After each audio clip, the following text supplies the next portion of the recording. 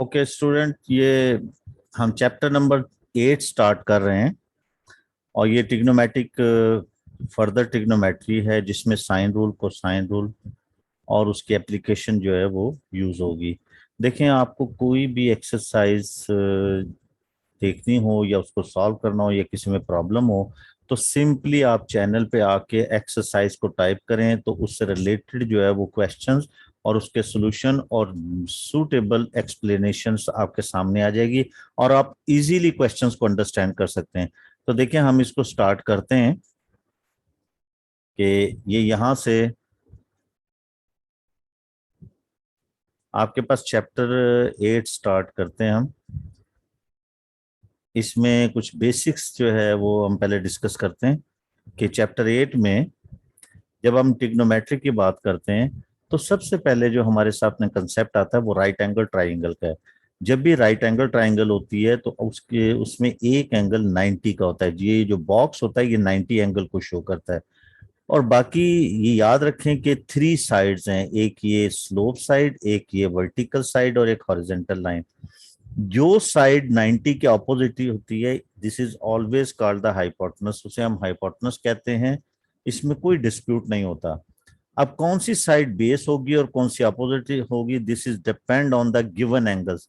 अगर एंगल यहाँ पे है, the opposite side of the given angle is called always opposite और परपेंडिकुलर, या परपेंडिकुलर भी हम कह देते हैं इसे, परपेंडिकुलर। और वो साइड जो एंगल से एडजेस्ट होती है, एडजेसेंट होती है, दैट इज कॉल्ड बेस और एडजेसेंट। एडजेसेंट कहते हैं। फॉर एग्जांपल यही राइट एंगल ट्राइंगल है लेकिन आपका गिवन एंगल यहां पे है तो फिर ये वाली साइड ऑपोजिट होगी। रिमेंबर, मैं बार बार रिपीट कर रहा हूं कि जो एंगल अंडर कंसिडरेशन होता है या स्टडी होता है that side facing to the angle, जो फेसिंग एंगल की फेसिंग साइड है दैट इज कॉल्ड ऑपोजिट और परपेंडिकुलर, उसे हम परपेंडिकुलर कहते हैं। और एडजेसेंट साइड्स को बेस कहते हैं।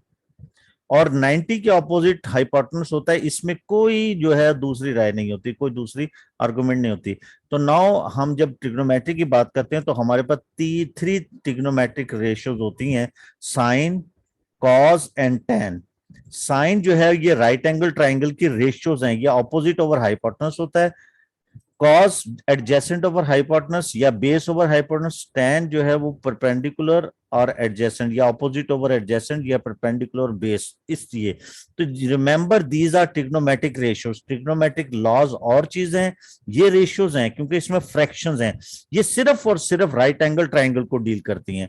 जब हम यहां आ जाते हैं उसके बाद देखें कि आपका एंगल जो है, क्योंकि हमारे पास जितनी भी आपकी क्लास ओ लेवल में जो एंगल हम डील करते हैं वो सिर्फ 180 डिग्री तक होता है, 180 से मोर नहीं होता। तो इसी तरह से एक लाइन पे जो टोटल एंगल होता है वो आपका 180 डिग्री होता है और ये एंगल 90 होगा। रिमेंबर, वो एंगल अगर आपकी जो है वो टर्मिनल लाइन या एंगल रोटेशन जो है वो फर्स्ट क्वाड्रेंट में, this is called first quadrant. इसी तरह आपकी ये जो एक्स वाई कोऑर्डिनेट है ये 4 पार्ट्स में डिवाइड हो जाती है, this is called second quadrant. This is called first, third quadrant and fourth quadrant. हम सिर्फ फर्स्ट और सेकंड क्वाड्रेंट को डिस्कस करते हैं इसमें। आपके पास अगर एंगल जो है वो फर्स्ट क्वाड्रेंट में, it mean that is called acute angle. जब वो एंगल फर्स्ट क्वाड्रेंट का होता है acute angle, this is less than 90, ये 90 डिग्री से छोटा होता है। और वो एंगल जो सेकंड क्वाड्रेंट में चला जाता है, अगर कोई लाइन जो है वो सेकंड क्वाड्रेंट में है या सेकंड क्वाड्रेंट के एंगल को हम डिस्कस करें, that is always more than 90, वो 90 से बड़ा होता है क्योंकि हम रोटेशन पॉजिटिव एक्स एक्सिस के साथ लेते हैं। तो that is called obtuse angle. Obtuse angle less than 180 होता है बट ग्रेटर देन 90 और ग्रेटर देन 90 होता है, ग्रेटर देन 90। तो ये आप याद रखें कि एक्यूट एंगल लेस देन 90 होता है और ऑब्ट्यूज एंगल 90 और 180 के बिटवीन जो एंगल होता है उसे हम ऑब्ट्यूज एंगल कहते हैं। यहां पे हमने एक्यूट और ऑब्ट्यूज एंगल्स को डील करना है। तो देखिए, इसके लिए 2 आइडेंटिटीज हैं, वो मैं इसमें एक्सप्रेस कर देता हूं, फिर उसके बाद जो है वो हम क्वेश्चंस की तरफ चलते हैं। देखें, जब आप ये ट्रिग्नोमेट्रिक रेशियोज यूज करते हैं, साइन 30, तो remember 30 is a acute angle. तो 30 का जो ऑब्ट्यूज एंगल होगा ये एक्यूट एंगल है। इसी तरह से जो इसका ऑब्ट्यूज एंगल होगा वो ऑब्ट्यूज 30 का ऑब्ट्यूज एंगल जो है वो आपके पास 150 होगा।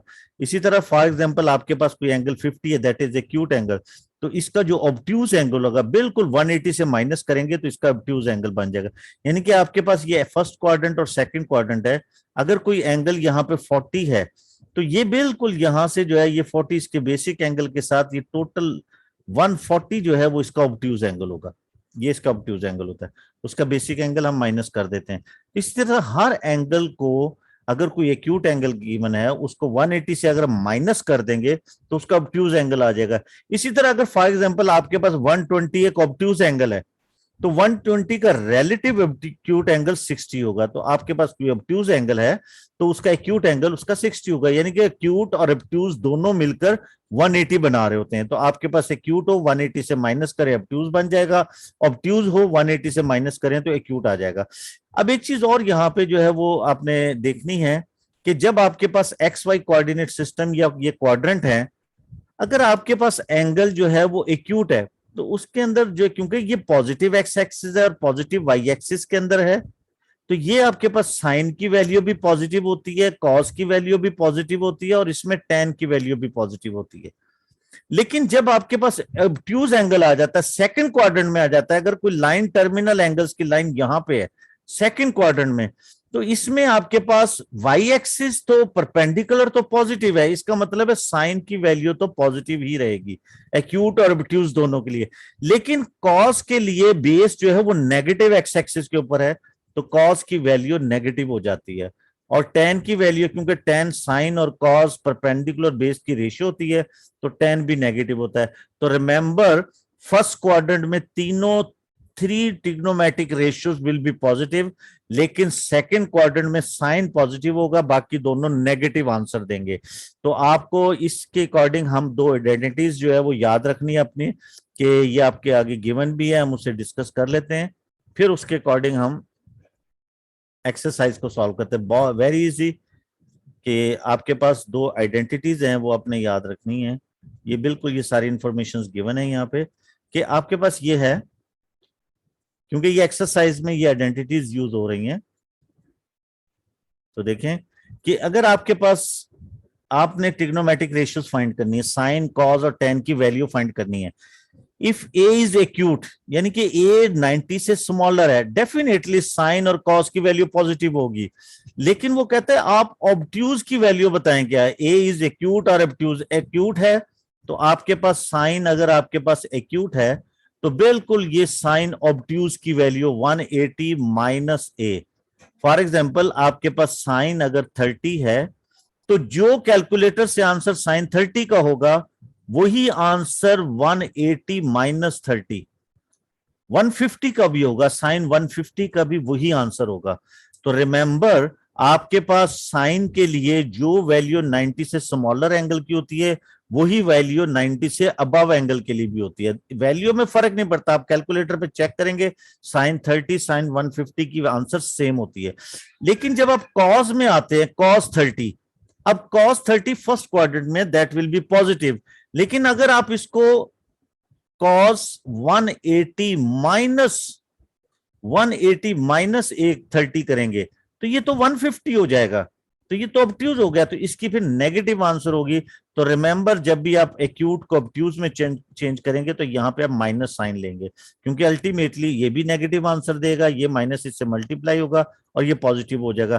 तो रिमेंबर ये आपने आइडेंटिटी याद रखनी है कि when there is a acute angle sine A and sine 180 minus A is equal, दोनों इक्वल हैं। But in case of cos, cos A minus cos 180 minus, क्योंकि आपने एक्यूट को ऑब्ट्यूज में चेंज किया है तो आपको यहाँ माइनस लेना होगा, क्योंकि आपने क्वाड्रेंट को चेंज किया, this is minus due to quadrant, और एक नेगेटिव यहाँ ऑब्ट्यूज एंगल से आएगा तो ये वैल्यू पॉजिटिव होगी और कॉस एक्यूट एंगल की वैल्यू पॉजिटिव ही होनी चाहिए। सिमिलरली अगर ए जो है वो आपका 180 और 90 के बिटवीन है, यानी कि ऑब्ट्यूज है, तो फिर साइन ऑब्ट्यूज एंगल के लिए सेम, जो साइन 120 की वैल्यू होगी वही साइन 60 की भी वैल्यू होगी।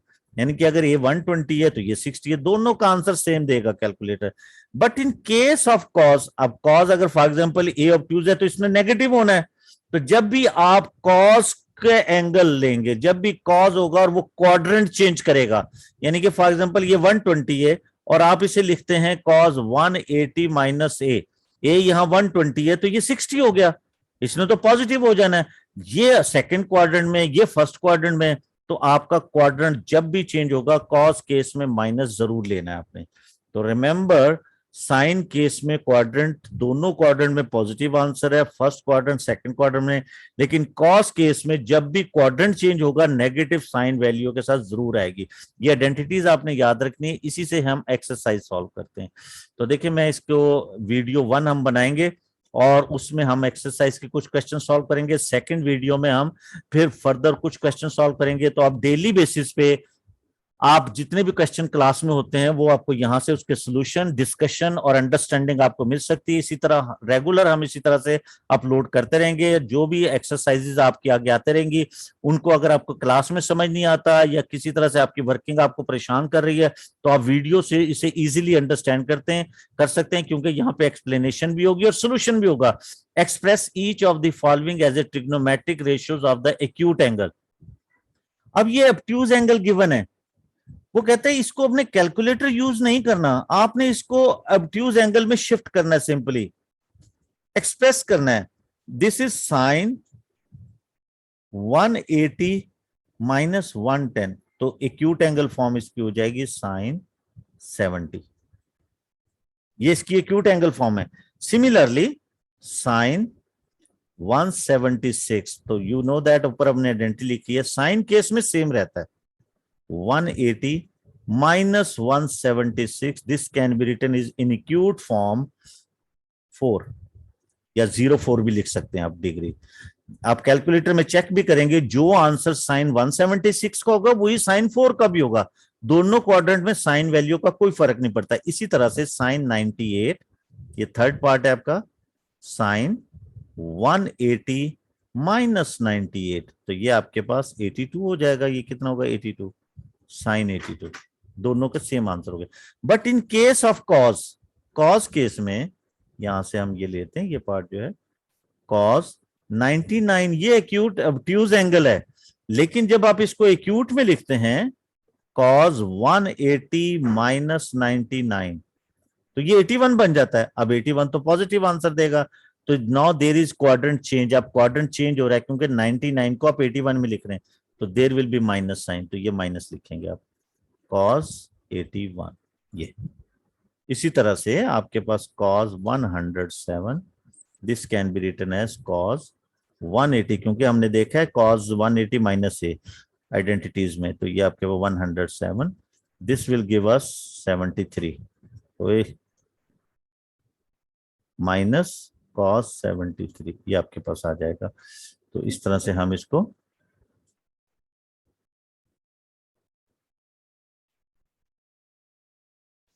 okay, similarly cos 175 can be written as minus cos, क्योंकि जब भी आप क्वाड्रेंट चेंज करेंगे 180 minus 175, this can be written as minus cos 05 degree, तो ये आप लिखेंगे। तो सिमिलरली इसी तरह से हम नेक्स्ट क्वेश्चन सॉल्व करते हैं। गिवन दैट साइन 32, ये वैल्यू गिवन है, और cos 145 दिस इक्वल, इसके इक्वल है।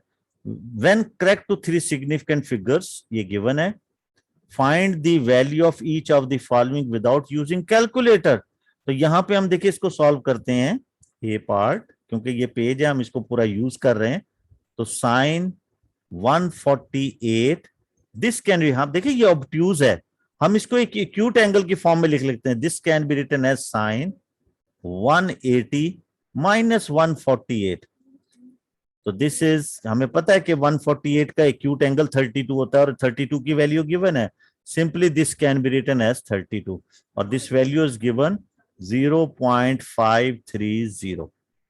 सिमिलरली cos 35 के लिए we know that this can be written as cos 35, this is acute angle, its obtuse angle is 145, तो this can be written as minus, क्योंकि quadrant change होगा 180 minus 35, जब आप minus 180 में से 35 माइनस करेंगे सेकंड क्वाड्रेंट में चले जाएगा, माइनस कॉस 145, और दिस वैल्यूज इज गिवन ये वैल्यू आपके पास है -0.819।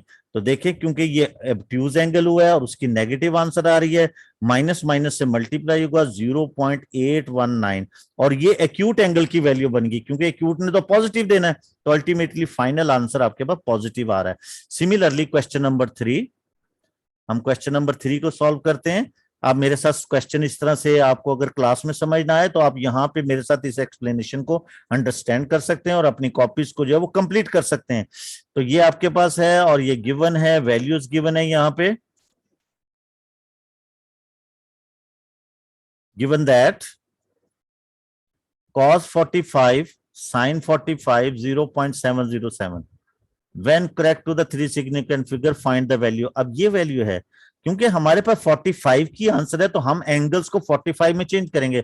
cos तो ऑलरेडी 45 में, simply putting the values 0.707 plus 3। अब this is obtuse, change this, ये क्वेश्चन 1 की तरह से इसको हम इसके एक्यूट एंगल में चेंज करेंगे पहले, क्योंकि हमारे पास 45 की value given 135। This can be written as, ये से मल्टीप्लाई करेंगे 14 एंड 14, दिस प्लस 3 साइन 45, इसका एक्यूट बनेगा 1.414 प्लस 3, और इसकी वैल्यू 0.707 ये गिवन है, मल्टीप्लाई करेंगे। अब सिंपल आपका मल्टीप्लीकेशन रह गया, this multiply with 21 and this is 2.1। ये कैलकुलेटर से मल्टीप्लाई करें या वैसे तो आप ये without use of calculator, multiply तो सिंपल मल्टीप्लीकेशन है। And now add up this, इन सबको मल्टीप्लाई करेंगे 5 3 5 एंड 3, ये आंसर आपका फाइनली आ जाएगा। Similarly second part, all questions हम सॉल्व करेंगे, बिल्कुल मेरे साथ साथ अगर आप करते रहे अंडरस्टैंडिंग भी होगी और कॉपी भी कम मेंटेन हो जाएगी। Similarly 3, now there is cos is given obtuse form, लेकिन हमारे पास वैल्यू तो 45 की है। वी नो दैट 135 का एक्यूट एंगल 45 होता है, तो first you will change the cos,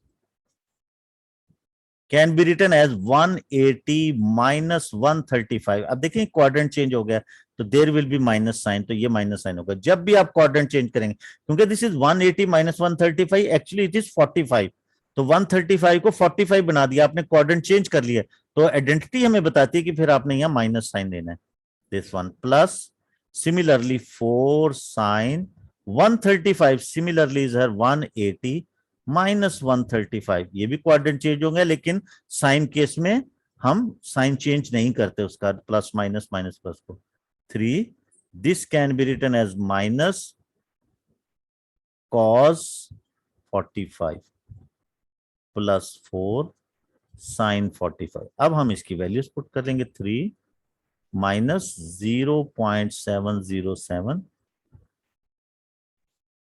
4 0.707, simplify करेंगे 3, ये प्लस हो जाएगा 0.70, ये माइनस, सॉरी माइनस ही रहेगा इसके साथ क्योंकि ये अंदर प्लस है, और ये सिंपली इसको हम मल्टीप्लाई कर लेते हैं, नहीं लिखते इस तरह से बार बार, तो ये आपके पास ये से मल्टीप्लाई होगा माइनस 31 21 1 2, दिस प्लस 28 2 28, यस। अब इसको हम इसमें से सब्ट्रैक्ट कर दें, 2.828, ये प्लस है, माइनस 2.121 707 एंड 0, तो ये आंसर आपके पास सिंपली आ जाएगा। यस, देखने से भी ये इसके अकॉर्डिंग ये आपके पास 0.707, ये फाइनली, क्योंकि ये 4 है 3 इसमें से माइनस हो गया, ये आपके पर आएगा। Similarly C part, again we change it, minus cos, direct भी लिख सकते हैं आप 180 माइनस 1, क्योंकि ये 135 का एक्यूट एंगल 140 ओनली 45 होता है। सिमिलरली, और क्योंकि क्वाड्रेंट चेंज हो रहा है माइनस ले लिया हमने, 2 साइन 180 माइनस, ये देखिए ये सिर्फ आपको प्रैक्टिस करवा रहे हैं एक्यूट और एब्ट्यूज के, पहचान करवा रहे हैं आपको। This is cos 45 minus 2 sine 45, value put करेंगे हम माइनस 0.707 माइनस 2 इंटू 0.707, तो दिस इज माइनस 0.707 माइनस 1.414, ये 11, ये और ये इसमें ऐड होगा 2, 11 और ये इसमें ऐड होगा जाके 2, तो ये 2 और ये आपके पास, दिस इज फाइनल आंसर।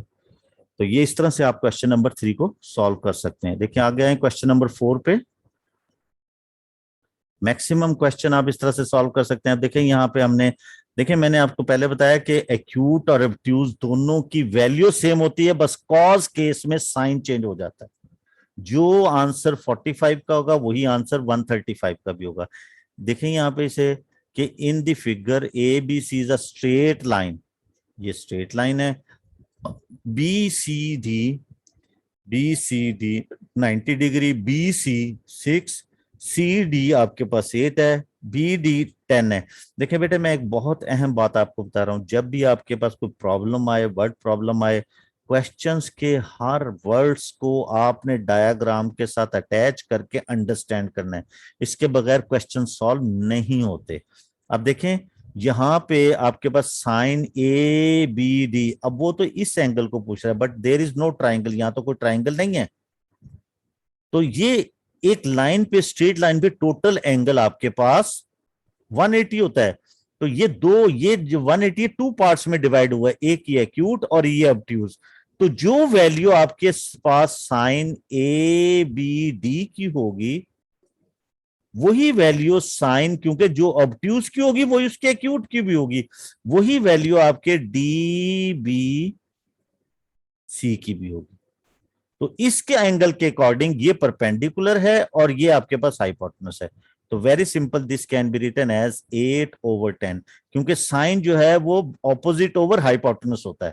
तो इस एंगल के अकॉर्डिंग ये एक्स है फॉर एग्जांपल, तो ये ऑपोजिट है और ये हाइपोटेनस है, वही वैल्यू इसको भी अटैच होगी, क्योंकि एक्यूट और ऑब्ट्यूज दोनों केसेस में सेम होता है। तो सिंप्लीफाई इट, दिस इज 4/5, ये फाइनल आंसर है। सिमिलरली कॉस डी बी ए इसके लिए भी है। अब ये ऑब्ट्यूज है लेकिन ऑब्ट्यूज क्योंकि ये कॉस तो ट्राइंगल से रिलेटेड होते हैं, एंगल ये वाला है, तो यहां तो कोई ट्राइंगल नहीं है। तो हम क्या करेंगे, इसी ऑब्ट्यूज के एक्यूट की वैल्यू लेंगे, लेकिन कॉस केस में नेगेटिव साइन आ जाएगा। तो this is simply can be written as cos D B C. तो जो वैल्यू डी बी ए की होगी वही डी बी सी की होगी, यानी कि जो वैल्यू 150 की होगी वही कॉस 30 की भी होगी, लेकिन साइन नेगेटिव हो जाएगा क्योंकि क्वाड्रेंट चेंज हो रहा है। अब क्योंकि ये कॉस है, कॉस बेस ओवर हाइपोटेनस होता है, एडजेसेंट ओवर हाइपोटेनस। शुरू में हमने वहां रेशियोज लिखी हुई हैं, एडजेसेंट 6/10 और ये माइनस साइन, क्योंकि क्वाड्रेंट चेंज हुआ है। दिस इज 3/5 माइनस, ये आंसर हो जाएगा फाइनली आपके पास। 10 केस में सी बी डी, ये तो सिंपल आपसे पूछ रहा है, 10 केस तो सिंपल ही है, उसने इस एंगल का पूछा है। 10 हमेशा परपेंडिकुलर बेस होता है, तो simply this is 8/6, 4/3 answer. Same इसी तरह से क्वेश्चन नंबर 5, इस वीडियो में हम क्वेश्चन नंबर 5 तक सॉल्व करते हैं, उसके बाद बाकी जो है वो नेक्स्ट वीडियो में फिर हम आगे मोर क्वेश्चन सॉल्व करेंगे। तो देखिए आपके पास क्वेश्चन नंबर 5 है, क्वेश्चन नंबर 5 तक आप जो है वो कंप्लीट करें इसे इस वीडियो में। In the figure Q R S is a straight line, ये आपके पास Q R S is a straight line, P Q R 90 degree है, पी क्यू आपके पास एक्स है, क्यू आर 40 है, this is 41, find the value of X. Angle, ये side find करनी। अब देखिए ये राइट एंगल ट्राइंगल है, दो साइड्स गिवन है आपके पास, टू साइड, ये परपेंडिकुलर है, पैथागोरस रूल यूज हो सकता है। पैथागोरस होता है hypotenuse square, perpendicular square and base square, ये आपके पास होगा। तो दिस इज परपेंडिकुलर आपके पास 41 है, दिस इज हाइपोटेनस आपके पास 41 है, परपेंडिकुलर एक्स स्क्वायर है, बेस आपके पास 40 है, ये आपके पास आएगा, इसको उधर जाके माइनस करेंगे हम, तो ये क्योंकि मैं अब कैलकुलेटर यूज नहीं कर रहा, X square this is 41 square minus 40 square, this can be written as in two brackets 41 plus 40। देखें this is a different way to solve, अगर कैलकुलेटर ना हो तो 41 माइनस 40 प्लस माइनस 40, ये A plus B A minus B दो formulas में लिख लिए। This can be written as आपके पास X square is equal to 81 into 1, तो सिंपली 81 आ गया। Now taking square root on both side, यहां भी और यहां भी, तो x की वैल्यू 9 आ जाएगी आपके पास, यहां से x की वैल्यू 9 आ रही है आपके पास सिंपली। तो now simply you can take it, यहां से हम इसको क्योंकि ये 1 हो जाएगा।